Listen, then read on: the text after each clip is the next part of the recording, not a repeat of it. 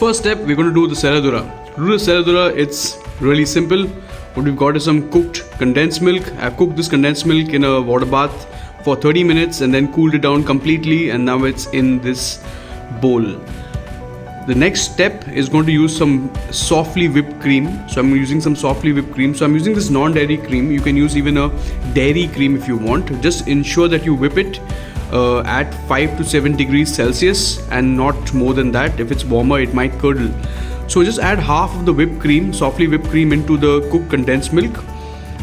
Now this particular recipe does not have any gelatin, so I'm just going to make a really creamy mixture with cooked condensed milk and some whipped cream. It's as simple as that. To add a little bit of bite, you can use a little bit of roasted cashews, because this is going to be a very creamy dessert. Serradura sawdust pudding is basically what it's known for all over the world, especially in Goa and especially in Macau and Portuguese territories. So this is a very very nice dessert to kind of serve after a very heavy meal, where you just want like a single taste on the palate, and not a crowd of a lot of different like a lot of different and difficult flavors like chocolate and berry and stuff like that.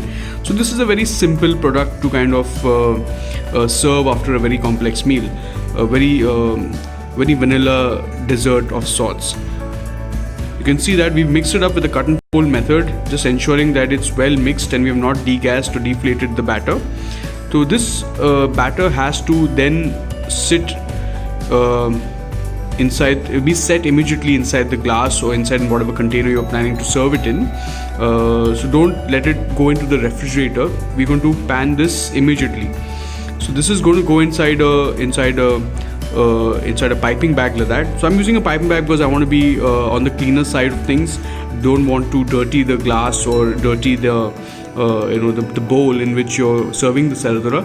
It's easier to build the dessert when you have a piping bag. You can pipe it and it becomes a little bit easier and a cleaner way to do things. So what I've got here is basically a tray in which I'm going to place my glasses. Now I already have pre-washed, pre-dried and pre-cleaned glasses here. So these are not really short glasses, these are more old-fashioned whiskey glasses. These are single service portions which you can serve in an a la carte restaurant, or especially you can have it at home with your family. So this one particular portion of Serradura mix that I've got here will give you 4 glasses. That's 4 portions. I'm going to start off a couple of them with the biscuit crumb. So this biscuit is basically your Marie tea biscuit, which I have crushed in a mixer and in a pulverizer. So we've kind of got into a fine ground powder like that. Now the reason we use Marie biscuit is predominantly because it's on the lighter side and it resembles sawdust, and it also has not a lot of flavor. So we don't want it to have a lot of contradictory flavors. If you're the kind of person that wants to experiment, you can definitely replace this with digestive cookies or with coconut cookies, and sky is the limit. You can replace it with anything that you think is on your palette of things, definitely. Now there are 2 ways of going about this. First step is to either you do an assembly where you start off with the crumbs in the bottom and then you layer it up with alternating layers of the mousse, or what you could do is you could start off with the mousse and then end with the top layer. The top layer will be the crumb. So either ways, there's no hard and fast rule. Just ensure that you made a little bit of a thick layer and you've compacted a little bit of it so that it doesn't start interfering with the mousse and doesn't start getting displaced by the mousse. That's very important. So you notice that we're going to put this in. This is very important. You need to be able to ensure that you're getting this in there, and it's nice and well set. That's very important. You can notice that this is a nice fat layer. So this is very important. You need to get the layer nice and fat. So if you've got a 1 centimeter thick layer of the biscuit crumbs, you need to have 1 centimeter thick layer of the mousse. So try to keep it equal. In some cases, people might have a half centimeter thick layer of the biscuit crumbs and a 1 centimeter thick layer of the mousse, so that they have more mousse to the ratio of cookies or cookie crumbs. Again, no hard and fast rule here. It's a really simple assembly that we're doing here. So you got to keep going at it, and once it's done, once you've assembled it, it's complete and it can go and sit in the fridge. So in the case of this particular class, I'm going to put it in the freezer so it sets within 20 to 30 minutes. But if you're doing this at home or in a professional setting, you can also set it overnight, or you can set it in the fridge for 2 to 3 hours minimum. In the freezer, it takes about half an hour to quickly harden, and then that's good to go.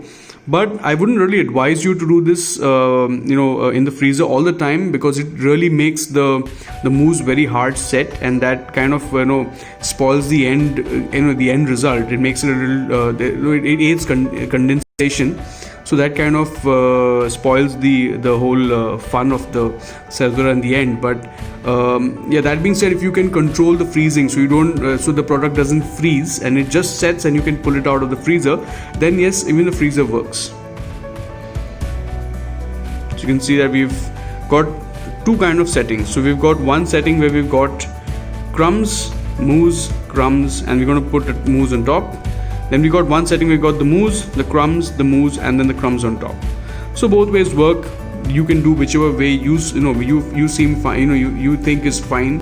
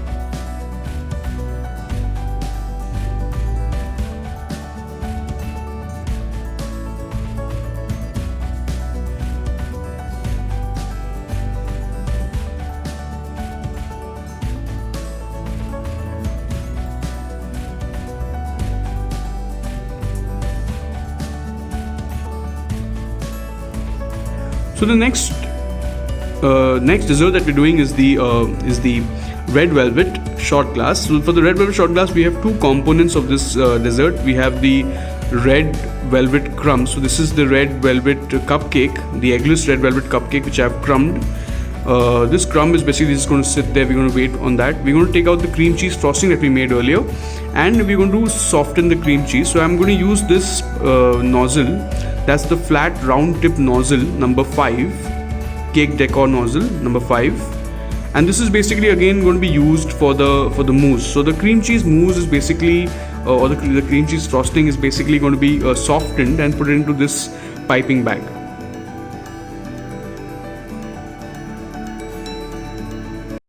So we place this in the piping bag now, but before that we'll get our glasses set.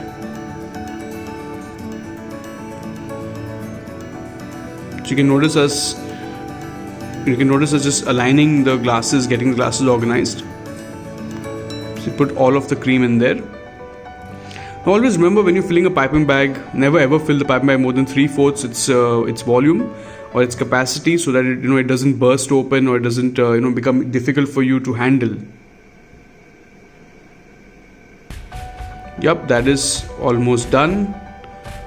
Just going to give it a nice clean scrape, and that's done. So you're going to start assembling this mousse now. So to assemble it, make sure that you've got your glasses ready, you've got a tray. So use another tray, use a clean tray. If a lot of people sometimes prefer to use glass holders, you can use glass holders as well. It really depends upon you how you would like to go about this. Even this recipe will give you approximately 4 shot glasses, but I'm just making 3 because we're in a demo situation, and I just want you to get to understand the technique more than anything else. So we're going to start piping this. Just cut the piping bag so you can expose the tip of the nozzle. Once that's done, we're going to start piping this. So we're going to start piping. Again, we're going to do an alternating concept here. When you pipe anything in a glass, make sure that you pipe the outer parts first and then the inner parts.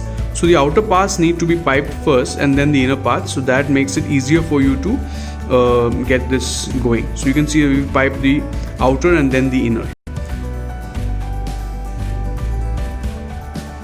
So the outer part will basically hit the insides of the glass, and then the center, which is hollow, will then be filled with a little bit more mousse. Once that's done, we're going to just assemble the next layer, which is the sponge crumb, the red velvet sponge crumb or the red velvet cupcake crumb. So this crumb is basically nice and it's a vibrant reddish, purplish, reddish maroonish kind of a color. So it's not really bright red. It's more of a deep beetrooty color. So that's the kind of color that we're trying to achieve rather than just the red color. But it again depends on you how you like to go about it. If you like more red, you can reduce the cocoa powder in this particular recipe. If you do not like the overt redness, you can add a touch of cocoa powder. Make sure you have a little bit of a cavity made in the center, like that you can see that a little bit of the white mousse is exposed. So this is basically to inject a little bit of a fun factor or something that is going to give you an element of surprise. What I've done is I've put in a spoonful of strawberry filling in there. Now this complements the redness of the red velvet cupcake, and it also goes very well with the cream cheese frosting. So it's something that's just this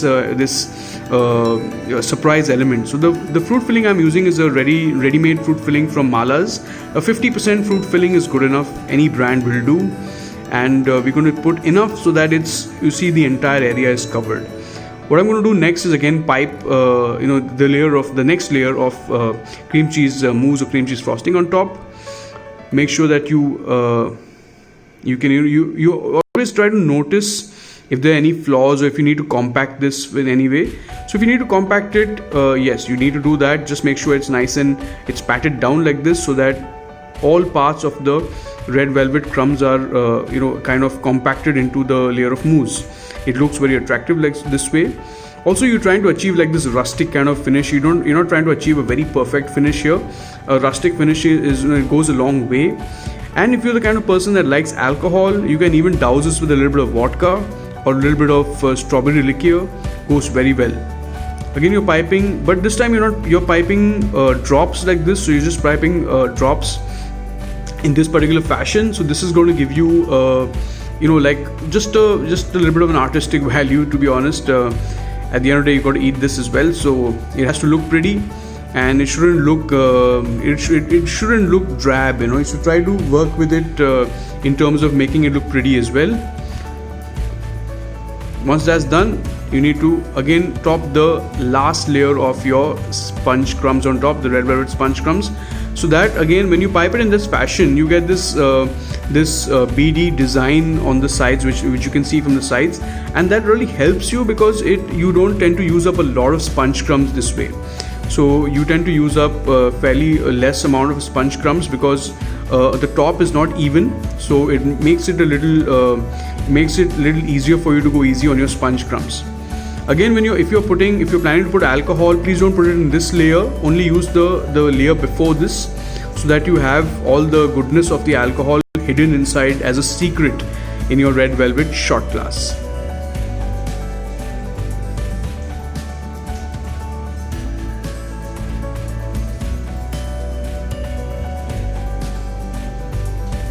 And that's the end of it. And this is going to go in the fridge again for about 2 to 3 hours, but I'm going to set it in the freezer for about 30 minutes.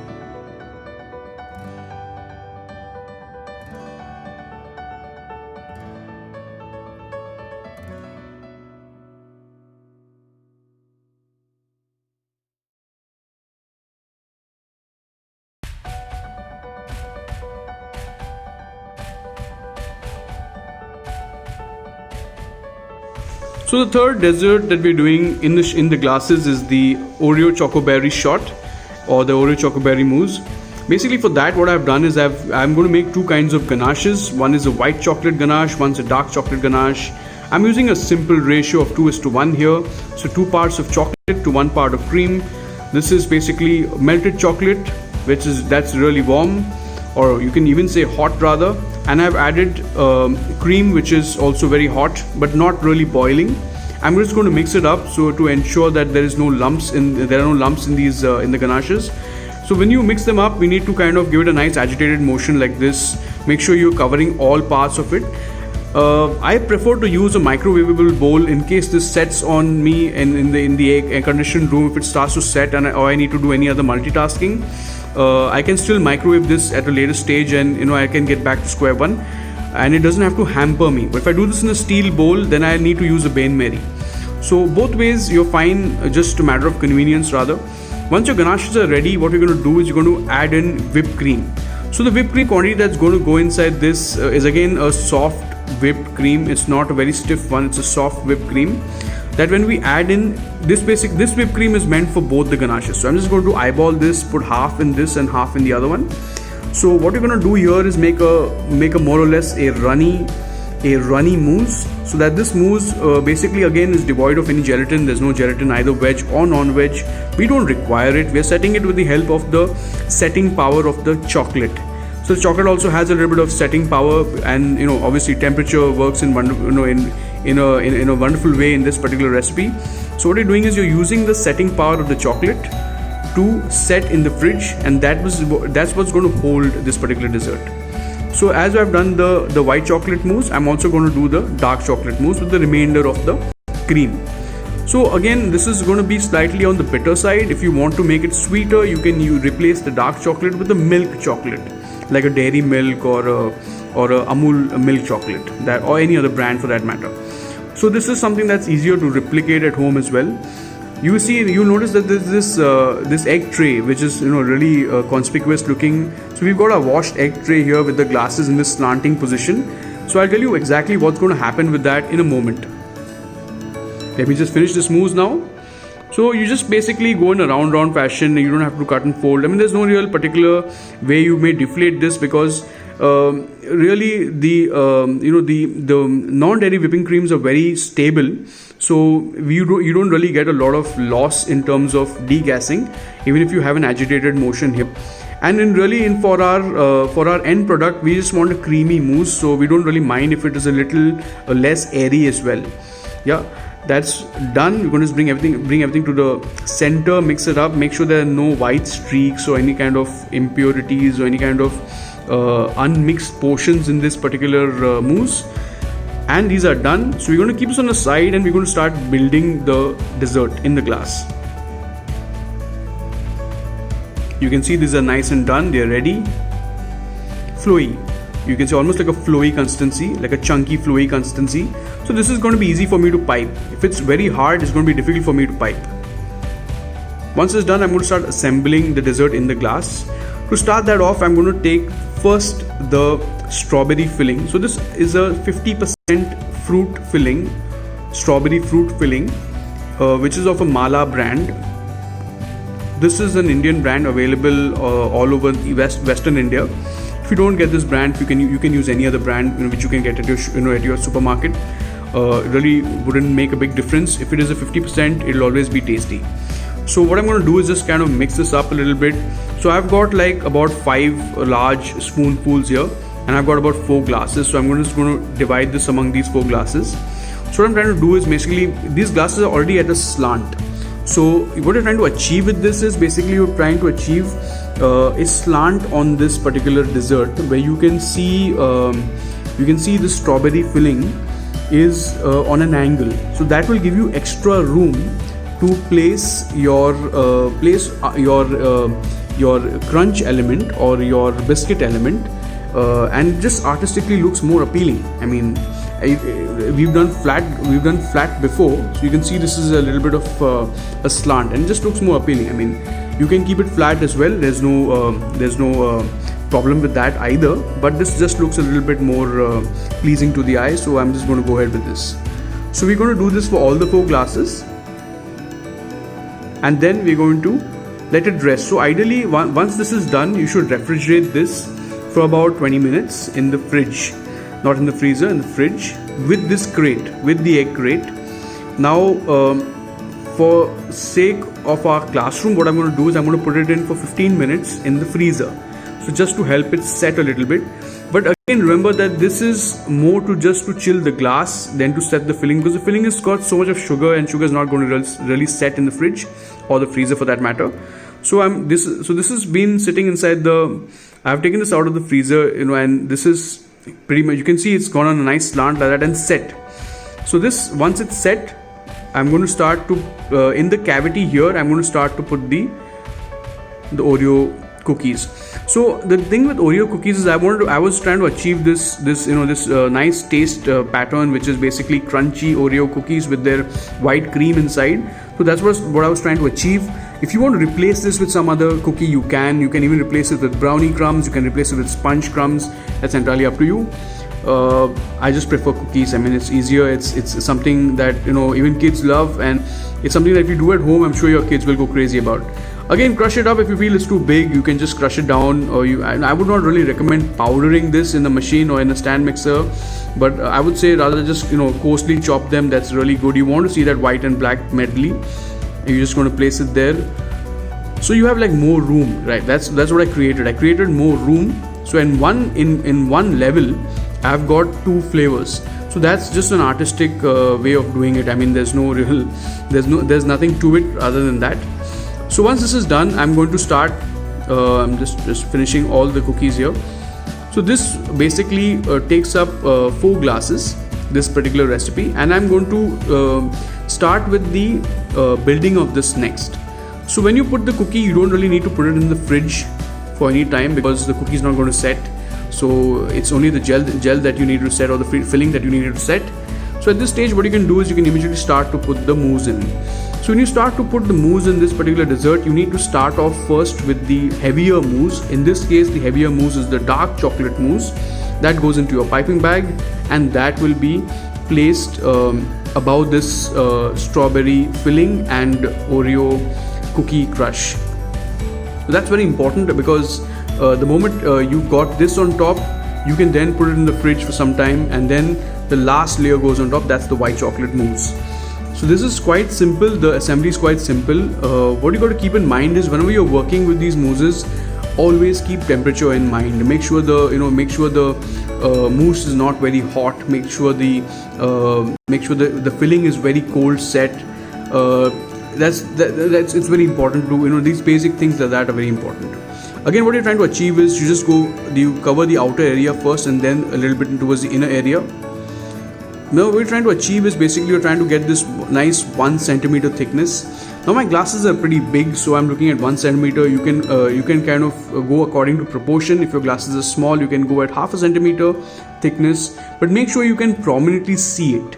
If you have a short glass and if you don't want to go for the slant, you can immediately put the bottommost layer as your cookie crumbs, and then you can put a layer of strawberry filling after that, so that you can get a nice black, pink, light brown and white medley of colors going around, and that looks really attractive. So I'm going to do all the 4 glasses now so that we have the mousse in all the 4 glasses. Now this mousse is really light, really tasty, and it's completely vegetarian. So you can kind of knock yourself out in those areas. This is just a simple product that you can make at home, make on the go. I mean, it's a repertoire that I think every pastry chef should have. The ability to make nice and tasty desserts, like on the spot. So that's very important. I think this is very easy to have all these preparations kept in your kitchen, like ganache, whipped cream and things like that, like fillings. It's all proprietary. I mean, it's not something that you will spend a lot of time to do. Again, now the next step is to tap this. You can either tap it on your hand like that, or you can tap it on a duster. So in every way, whichever way you choose to do it, the objective is to make sure that the mousse is going and filling all the crevices which are existing at the bottom with the Oreo cookies. So at the Oreo cookie level, there are a lot of crevices and a lot of cracks there. You want to fill all of those up with the mousse. Obviously, not all of them are going to fill up, but at least you can get to a certain level where it's acceptable and you have a nice design going on there. Keep your tray ready. Make sure you keep your next layer going in now. So next layer going in is the white chocolate mousse. Make sure you keep a clean tip. Again, you got to start off from the outside like that. All the mousses are the same technique. You start from the outside and work your way towards the inside. So the filling is a very simple pattern. That's a really simple pattern to adhere to.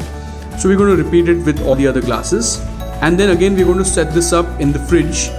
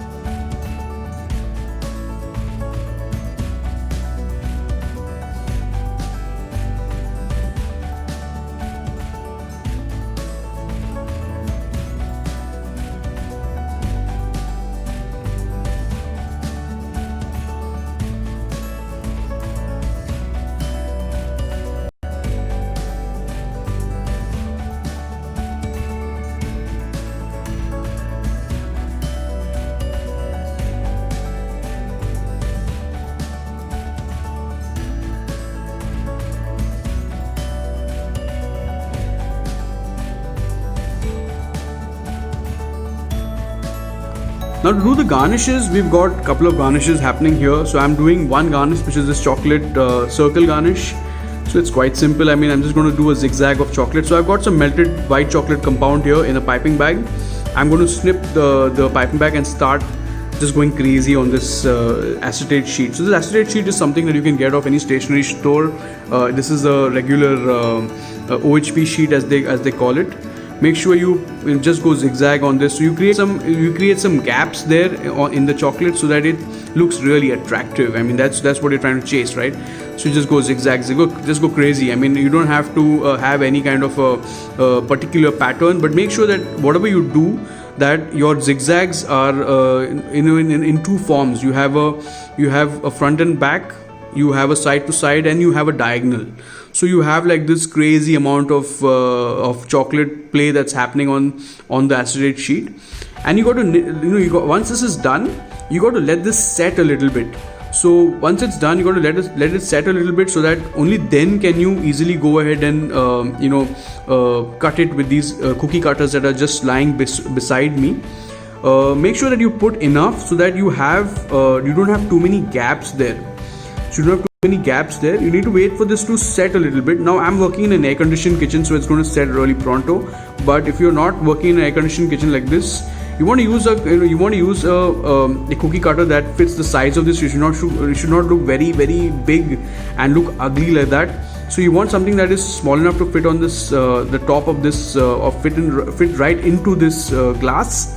Something like that will be really that will really look really symmetrical with the glass. Once it's set a little bit, what you're trying to do is just create an indent like that. So just press it down so that it breaks the entire goes through the entire layer of chocolate, and keep going. So keep cutting circles like this using this cutter. So you're just pressing it down there, keep cutting circles using this cutter, and you're going to so what you're going to do, what you're trying to achieve here is basically achieve a round circle which has got a zigzag kind of a design in it. So that's how I would do it. Now I can use smaller cutters, I can use larger cutters. Really depends upon me how I'd like to go ahead and do this. A lot of times when you do this, you might want to just set it in the AC room itself. Chocolate compound sets at this temperature, it wouldn't be a problem. But if you want to hurry this up and make sure that this garnish is the most stable, you can then set it in the fridge for approximately around 20 minutes. When you set it in the fridge, it will be nice and hard, and you can then pick it out easily and then garnish. So I'm just cutting a few small ones in case I want to play around with this a little later. The next garnish I'm going to do is basically the scrapes. So the scrapes and the cigars, they come out from the same family of garnishes. Basically what you're trying to do is you're trying to scrape melted dark compound chocolate on this marble. So the marble is pretty cool, but it's not that cool because I just made the white chocolate garnish on it. At the same time, what you're trying to do is you're trying to just flatten this out completely so that it starts to set. Now before it sets completely, you can use a scraper like this, a white scraper like that. Just comb off the top, remove any excess like this, and you can start to scrape your cigars. So doing cigars is quite simple. The moment you take a little gap and you just keep going, you can just keep at the cigars. It's quite simple to do. The cigars are not that difficult, but what you need to keep in mind is when you're doing the cigars, do you need a lot of cigars or do you not need a lot of cigars? We originally set out to do the scrapes, right? So what you're going to do now is wait for this to set a little bit more. So when it was semi-set, I did the cigars, but now when it's completely set, I'll be able to do the scrapes. Just a few more cigars so that I can garnish my other desserts with that. Very simple. Wait. The name of the game is patience, with a P for pastry, P for patience. Now you see this is starting to set, but at the same time this is sticky. So this is not really set. It probably is a little too thick there, that's why it's there, but I can still use this. So this can be still kept. So I don't have to completely waste it. What I'm doing is just collecting all of these cigars in this metal container. So I use metal containers because they cool down really fast. Now again, what I'm doing here is I'm just trying to scrape it like that. So yeah, this is what I want to achieve. I want to get these thin scrapes, not very thick ones, this thin one, so that when I garnish my dessert, I am not getting very fat scrapes in my mouth, so it is not disgusting to eat either. So although you're trying to create scrapes, scrapes also should melt in your mouth. That's why you're doing these really fine or really thin scrapes. So I'm just going to go and finish this lot up. The chocolate has begun to set, and that's done. So take out whatever excess is there now. If you don't want to use these, the end of the scrapes, if you want to use that, you can put this back inside the chocolate and melt it for later. This container is now going to go inside the fridge, and it's going to be inside the fridge for about 20 minutes. My mousses have come out of the freezer, and you can check the mousses out. They're looking so cool. I mean, if I should say so myself, they're looking really yummy and really well set. So you can notice that they are very rustic finish. It's not got a very particular kind of a finish. And in today's day and age, I think people prefer rustic finishes because it's the goodness of the dessert that counts more than just the appeal of it. But of course, we had to make it look appealing as well. So we've got this entire thing happening here, and we've actually painstakingly put together this assembly. Now on top of the serradura, I'm just going to put some caramelized cashew nuts. Just for bite. I mean, you can skip it if you don't like cashew nuts, or if you're allergic to them, you can skip that. So caramelized cashew nuts is really very simple to make, or you can just replace it with roasted cashew nuts, which you can dry roast in the oven at 150 degrees Celsius for about 15 to 20 minutes. These are garnished and ready, and they're going to start getting the finishing touches now. So you can, after this is done, the next thing we're going to do is basically place some garnishes on top of the red velvet. So I have already piped these wonderful little drops of cream cheese mousse on top of it. So I'm going to just place some garnish. You can look at this wonderful design. It's so simple to make, right? But so elegant. It looks so elegant. So we've got this design here. We're going to take a couple of them more out, and we're going to place them on the cream. So the cream is there to anchor this particular garnish to the dessert. Otherwise, it's going to start running away everywhere because we've got a sponge crumb base. So this little bit of mousse that you pipe on top will help to anchor this chocolate garnish to the shot glass dessert. The next is of course the chocolate. So any little impurity, you can just take it off like that. So I'm just going to use these cigars. So since I have these cigars, I'm going to use them to add a little bit of more appeal to my serradura. So I mean, it's not really necessary. You don't have to do it. You can even just put a spoon in there, and they look really appealing by itself. I mean, creativity isn't is not limited. It's completely limited by your imagination. What I'm going to do now is I'm going to take some of this and I'm going to place it there. Now I'm breaking this with my hand because I want to kind of I don't want to use too much of the garnish, and the garnish is still not quite set, so I need to crush it with my hands a little. If you use a spoon, it might not work, so I'm using my hands. But if it's well set, you can use a spoon as well, no problem. Once it's set, you can then garnish it further with some icing sugar if you want. If you don't want to do that, you can simply just serve them as it is. They look wonderful by themselves, and just go ahead and taste them. Just make your day. Thank you so much for joining me today for this class. If you want more classes like this, and if you're interested in learning more about bakery, look us up on our website www.foodiebreaks.com/academy. Sorry about that. Also, if you're looking for more information and you just want to go crazy, watch some more videos and stuff, you can always look us up on Facebook, Foodie Breaks India. That's our Facebook handle. Instagram, Foodie Breaks. Just Google Foodie Breaks. There's only one of a kind, so we'll probably stumble upon us in some form or the other. Thanks so much, guys, for joining us, and hope to see you for the other one as well. Cheers. Bye bye.